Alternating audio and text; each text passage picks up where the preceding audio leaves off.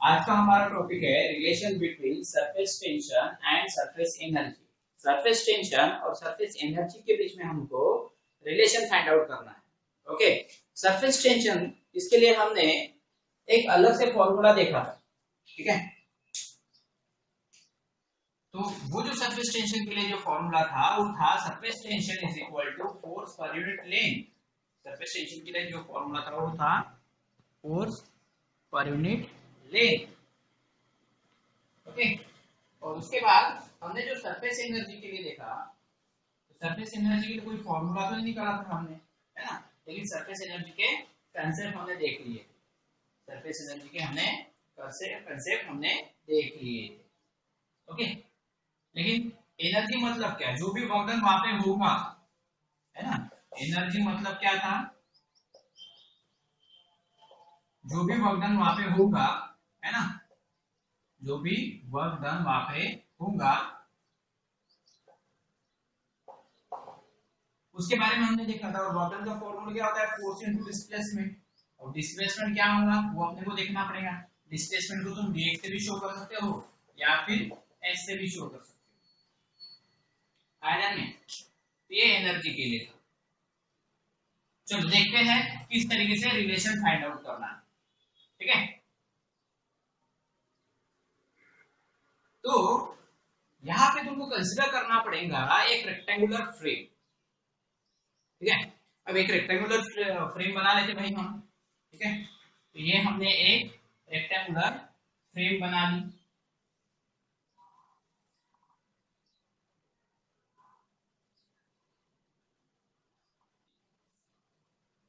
अब इसमें इसको नाम भी दे देते, ओके। जैसे इस फ्रेम को नाम देता हूं P, P dash, P S, S dash, ये नाम दे दिया।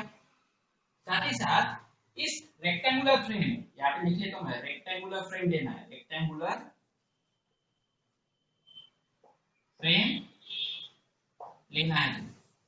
और यहाँ पे एक मूवेबल आर्म, जो भी फ्रिक्शन लेस होना चाहिए,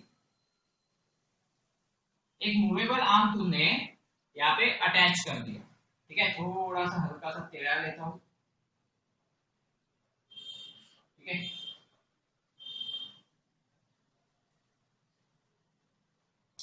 हमने यहाँ पे एक मूवेबल आर्म यहाँ पे कंसीडर कर लिया है। इस मूवेबल आर्म का नाम ले लेंगे हम आर क्यू। इस मूवेबल आर्म का नाम क्या है, इस मूवेबल वाले आर्म का नाम क्या है, आर क्यू। ये थोड़ा फ्रिक्शन लेस होना चाहिए, कैसा होना चाहिए, फ्रिक्शन लेस होना चाहिए, नहीं यहाँ पे फ्रिक्शन नहीं होना चाहिए, बराबर है। ओके, या फिर ऐसा लिखो नो फ्रिक्शन, ठीक है, नो फ्रिक्शन। यहाँ पे फ्रिक्शन नहीं होना चाहिए। इस तरीके से तुमको एकदम फ्रीली क्यूआर जो है फ्रीली मूव होना चाहिए। तो इस तरीके से हमको क्या करना है, रेक्टेंगुलर फ्रेम तैयार करना है। ये बात बहुत अच्छे से ध्यान रखो। अब रिलेशन फाइंड आउट करना है तो ये एक्सपेरिमेंट करना जरूरी है। कैसे एनर्जी और सरफेस टेंशन का, सरफेस एनर्जी और सरफेस टेंशन का रिलेशन कैसे तैयार होता है उसको समझने के लिए तुमको ये एक्सपेरिमेंट करना जरूरी है। अब यहाँ पे तुमने क्या किया, यहां से ऐसे पकड़ा पी डैश क्यू डैश से और उसको सोप सॉल्यूशन में डुबा दिया। कहां पे डुबा दिया, सोप सॉल्यूशन। पहले तुमको सोप सॉल्यूशन तैयार करना पड़ेगा। उस सोप सॉल्यूशन में तुमको उसको फ्रेम को डुबाना पड़ेगा। डुबा के फिर बाहर निकालो। डुबा के जब बाहर निकालोगे तो तुमको वहां पे क्या दिखाई देगी कि वो फ्रेम के ऊपर एक फिल्म तैयार हो गई है। वो फिल्म क्या रहेगी, वो फिल्म रहेगी सोप सॉल्यूशन की, ठीक है। तो यहाँ पे क्या हो जाएगा, एक फिल्म तैयार हो जाएंगी यहाँ पे इस तरीके से।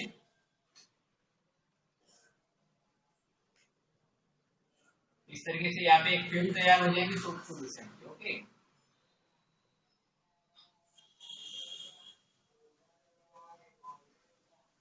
इसके बाद जैसे यहाँ पे ये फिल्म तैयार हो जाएगी तो यहाँ पे ये फिल्म फोर्स अप्लाई करेगी। कहाँ पे फोर्स अप्लाई करेंगी भाई, बताओ कहाँ पे फोर्स अप्लाई करेंगी।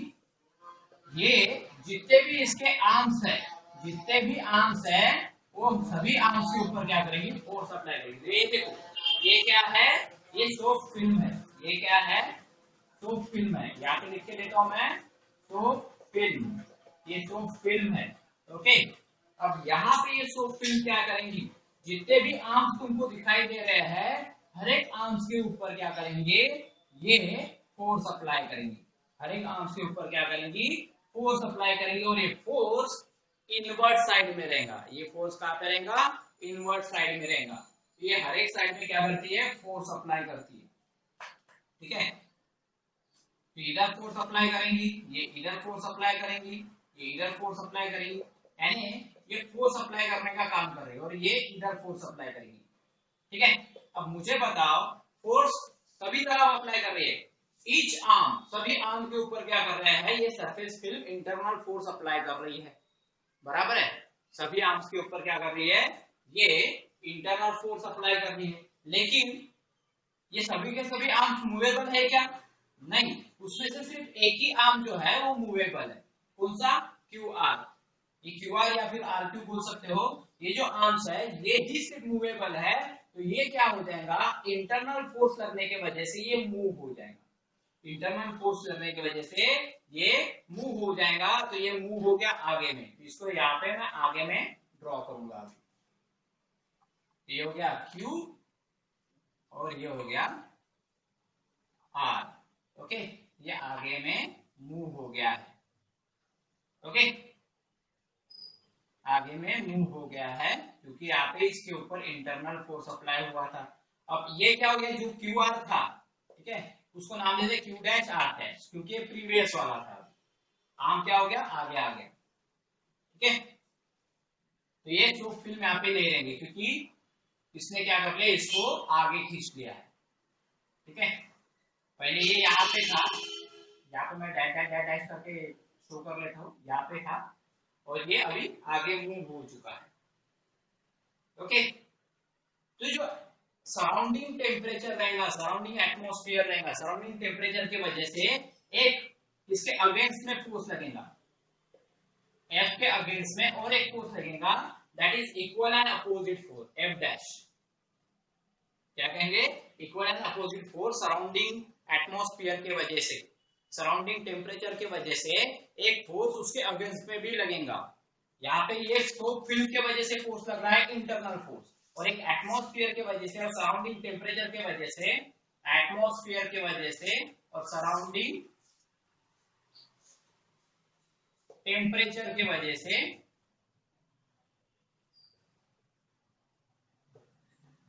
यहाँ पे एक फोर्स लगेगा जो इंटरनल फोर्स के अपोजिट रहेगा, इक्वल रहेगा लेकिन अपोजिट रहेगा।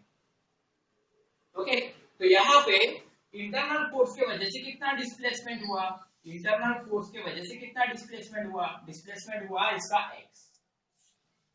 ओके, कितना डिस्प्लेसमेंट हुआ x। लेकिन यहाँ पे एक बात ध्यान में रखो भाई, तुमको क्या ध्यान में रखना है कि सोप सॉल्यूशन जो होता है, सोप फिल्म जो होती है, ये फिल्म के दो सरफेस होते हैं। ठीक है, एक अपर सरफेस और एक लोअर सरफेस, ऐसे दो सरफेस होते हैं, फिल्म के दो सरफेस होते हैं। मैंने तुमको जब डायग्राम ड्रॉ करके दी थी ये वाली, ठीक है, तो यहाँ पे तुमको याद होगा मैंने दो सरफेस निकाले थे, एक को नाम दिया था एक्स वाई और एक को नाम दिया था एक्स डैश वाई डैश, तुमको याद होगा। ठीक है, तो किसी भी सोप फिल्म के दो सरफेस होते हैं। ये सोप फिल्म नहीं था, ये सिंपल वाटर था, वाटर की फिल्म हमने बताई थी। जब वाटर के फिल्म में दो सरफेस हो सकते हैं, तो क्या सोप फिल्म में दो सरफेस नहीं हो सकते, क्या हो सकते हैं। ठीक है, एक अपर सरफेस होता है और एक लोअर सरफेस होता है उसी को चिपक के, तो इमेजिन कर लो ऐसा, है ना, ऊपर से भी सरफेस होता है, नीचे से भी सरफेस होता है और दोनों सरफेस आपस में बहुत ही स्ट्रांगली चिपके हुए रहते हैं। ठीक है, अब यहाँ पे करना क्या है, तुम समझ में आया यहाँ तक कैसे हुआ। अब यहाँ पे तुमको ये देखना है कि कितना वर्क डन यहाँ पे हुआ है।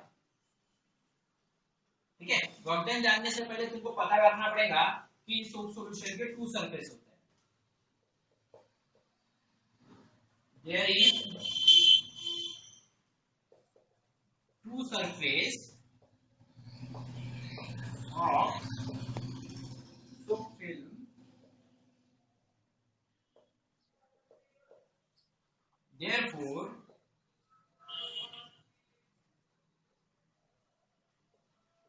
इट्स लेंथ इज, तो उसकी लेंथ क्या रहेगी, its length is 2l।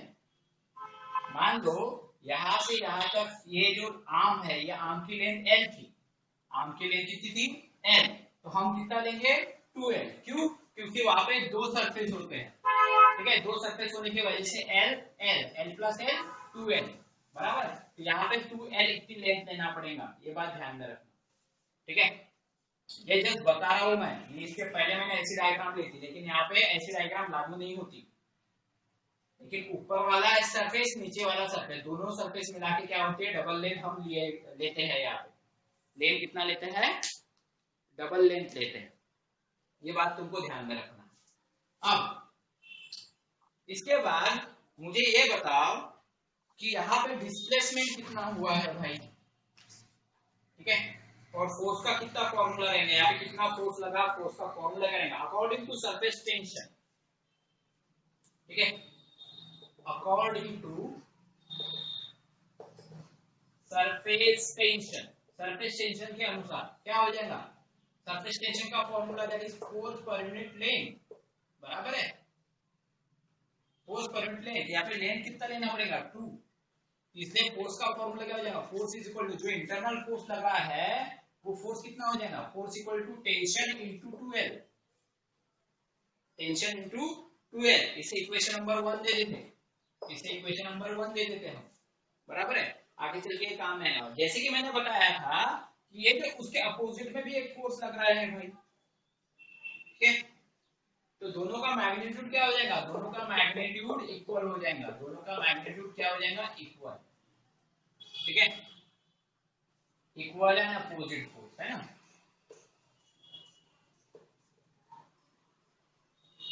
Equal and opposite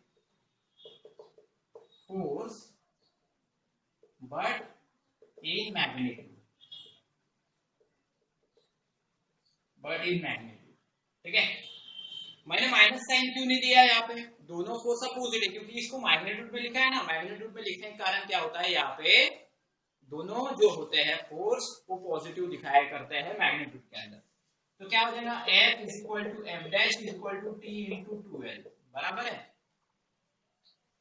अब इंपॉर्टेंट चीज कि यहाँ पे ये जो सरफेस फिल्म है, ये सरफेस फिल्म क्या कर रही है, फोर्स अप्लाई कर रही है अंदर की तरफ, तो ये जो आर्म है, ये आर्म क्या हो गया, ये आर्म भी मूव हो गया, ये आर्म भी क्या हो गया, मूव हो गया, फोर्स के वजह से, फोर्स के वजह से क्या हो गया, आर्म मूव हो गया, कितना डिस्प्लेसमेंट किया इस आर्म ने, इस आर्म ने कितना डिस्प्लेसमेंट किया dx, कितना डिस्प्लेसमेंट किया dx, फोर्स लगने के कारण डिस्प्लेसमेंट हुआ, मतलब क्या हुआ, यहाँ पे कुछ ना कुछ वर्क डन हो गया, यहाँ पे क्या हो गया, वर्क डन हुआ ना, फोर्स लगने की वजह से डिस्प्लेसमेंट हुआ, तो फोर्स इनटू डिस्प्लेसमेंट क्या है, किसका फॉर्मूला है, वर्क डन का, मतलब यहाँ पे वर्क डन हुआ है, वर्क डन हुआ है ना, तो वर्क डन कितना हुआ, वर्क डन कितना हुआ, फोर्स इनटू डिस्प्लेसमेंट कितना हुआ, इंटरनल फोर्स लगा और डिस्प्लेसमेंट हुआ, डिस्प्लेसमेंट कितना हुआ dx, डिस्प्लेसमेंट कितना हुआ है dx। और एक बात ध्यान में रखो, वर्क डन जो होता है always stored in the form of potential energy, work done तभी पॉसिबल है जब पोटेंशियल एनर्जी तुम्हारे पास है ना, अगर यहाँ पे पोटेंशियल एनर्जी होती ही नहीं तो यहाँ पे फोर्स लगता ही नहीं, और फोर्स लगता ही नहीं तो डिस्प्लेसमेंट होता ही नहीं, और डिस्प्लेसमेंट होता ही नहीं तो वर्क डन होता ही नहीं, सिंपल सी बात है। तो पोटेंशियल एनर्जी जो है वो है, इसलिए वर्क डन हो रहा है, वर्क डन हो रहा है इसलिए मतलब पोटेंशियल एनर्जी है, तो potential energy always stored in the form of work done, या फिर sorry work done always stored in the form of potential energy, क्या बोल सकते हैं, work done always stored in the form of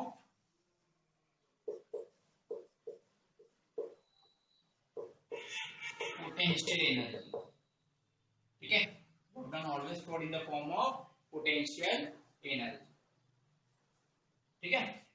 बहुत ही simple सी चीज अभी तक हमने देखी, हमने क्या किया था, अभी फिर से रिपीट कर रहा हूं मैं, ये फ्रेम बनाया, फ्रेम का नाम था P' PS एच डैश। ठीक है, अब यहाँ पे एक मूवेबल आर्म भी हमने तैयार किया जो फ्रिक्शन लेस रहना चाहिए, जिसका फ्रिक्शन नहीं होना चाहिए, एकदम स्मूथ रहना चाहिए। फ्रिक्शन अगर होगा तो जो सोप फिल्म है ना, जो फोर्स लगा रहा है वो फोर्स लगाएगा लेकिन वो मूव नहीं करेगा, जो आर्म है क्यूआर वो मूव नहीं करेगा, इसलिए फ्रिक्शन वाला नहीं होना चाहिए, वहां पे फ्रिक्शन बिल्कुल नहीं होना चाहिए, एकदम फ्रिक्शन लेस होना चाहिए। ठीक है, तो ऐसा एक आर्म हमने यहाँ पे लगा दिया। अब इसको क्या कर दिया, पकड़ा और डाल दिया सोप सॉल्यूशन में और बाहर निकाला। ठीक है, बाहर निकालने के बाद देखा कि वहां पे एक सोप फिल्म तैयार हो गई। क्या तैयार हो गई, सोप फिल्म। और सोप फिल्म ने सभी आर्म्स के ऊपर क्या किया था, सभी आर्म्स के ऊपर फोर्स अप्लाई किया था। अब ये जो फोर्स है that is called the internal force of the soap film. Soap film का इंटरनल फोर्स था। ओके, क्योंकि इसके ये एक मेम्ब्रेन जैसा काम करता है ना। सोप फिल्म कैसे काम करता है, मेम्ब्रेन जैसा। जैसे तुम्हारे पास एक बलून है, बलून का मेम्ब्रेन फाड़ दो और उसको स्ट्रेच करो। स्ट्रेच करने के बाद वो मेम्ब्रेन कहाँ पे फोर्स लगाएगा, अंदर की तरफ। अंदर की तरफ फोर्स लगाएगा, वैसे ये भी वैसे ही फोर्स लगा रहा है। ये स्ट्रेचेबल मेम्ब्रेन है और ये अंदर की तरफ फोर्स लगा रहा है, अंदर की तरफ फोर्स लगा रहा है, तो कोई भी आर्म मूव नहीं करेगा। ठीक है, ये पीक्यू वाला भी मूव नहीं करेगा, ये भी नहीं करेगा, ये भी नहीं करेगा। कौन सा, सिर्फ आरक्यू वाला आर्म मूव करेगा। कहां पे, टुवर्ड द पीएस। ये जो पीएस है, पीएस के तरफ मूव करेगा। तो पहले वाली जो पोजीशन थी उसको क्या नाम दिया हमने, क्यू डैश आर डैश। अब ये आगे मूव कर दिया, लेकिन एटमॉस्फेयर की वजह से और सराउंडिंग टेम्परेचर की वजह से यहाँ पे एक अपोजिट फोर्स भी लगेगा। ठीक है, इक्वल एंड अपोजिट फोर्स हमेशा कभी भी ध्यान में रखना, हमेशा एक ही फोर्स नहीं लगता, फोर्स हमेशा पेयर में लगते हैं। तुम किसी भी चीज के ऊपर अगर फोर्स लगा रहे हो तो वहां पे एक फोर्स इमेजिनरी रहेगा जो उसके अपोजिट में रहेगा। तुम्हारा फोर्स तो दिखाई देगा लेकिन अपोजिट वाला फोर्स दिखाई नहीं देगा क्योंकि वो इमेजिनरी है। आया में वो कैसा है, अपोजिट में लगता है, हमेशा पेयर के फॉर्म में फोर्स अप्लाई होता है। ठीक है, हमेशा पेयर के फॉर्म में और अपोजिट फोर्स अप्लाई होता है। न्यूटन लॉ के अनुसार नहीं, क्या न्यूटन लॉ ने क्या बताया था, हर एक एक्शन का इक्वल एंड अपोजिट रिएक्शन होता है, ऐसा बताया था ना। तो न्यूटन लॉ के अनुसार ये सारी चीजें होती है। तो भाई कितना डिस्प्लेसमेंट हुआ, इंटरनल फोर्स लगने की वजह से dx कितना डिस्प्लेसमेंट हुआ। यहाँ पे लेंथ कितनी लेनी है, 2, क्योंकि मैंने बताया था सोप फिल्म के क्या है, दो सरफेस है। ठीक है, तो इसलिए उसकी लेंथ कितनी लेंगे, 2l। According to surface tension formula क्या होता है, force upon length, force per unit length, लेकिन यहाँ पे लेंथ कितनी लेना है, 2l। तो फोर्स का फॉर्मूला क्या हो जाएगा, टेंशन इनटू 2l, और दोनों का मैग्नीट्यूड सेम है। ठीक है, f का और f डैश का, इसलिए f equal to f dash equal to 3 into 2l। अब मैंने एक बात की कि अगर ये जो आर्म है QR, ये अगर सामने हुआ, इसका मतलब यहाँ पे कुछ ना वर्क डन हुआ है। तो वर्क डन का फॉर्मूला क्या हुआ, वर्क डन हुआ फोर्स इनटू डिस्प्लेसमेंट। ठीक है, अब यहाँ पे वर्क डन का और एक फॉर्मूला बनेगा। मैंने ये भी बताया कि work done is always stored in the form of potential energy. Work done is always stored in the form of potential energy. अब तुमको करना क्या है भाई, यहाँ पे वर्क डन के फॉर्मूले में है ना, वर्क डन के फॉर्मूले में उसकी वैल्यू पुट करना है, वर्क डन के फॉर्मूले में उसकी वैल्यू पुट करना है। ठीक है, वैल्यू पुट कर लेंगे और ये डायग्राम को मिटा लेते हैं, हो गया इसका काम। ठीक है, ताकि आगे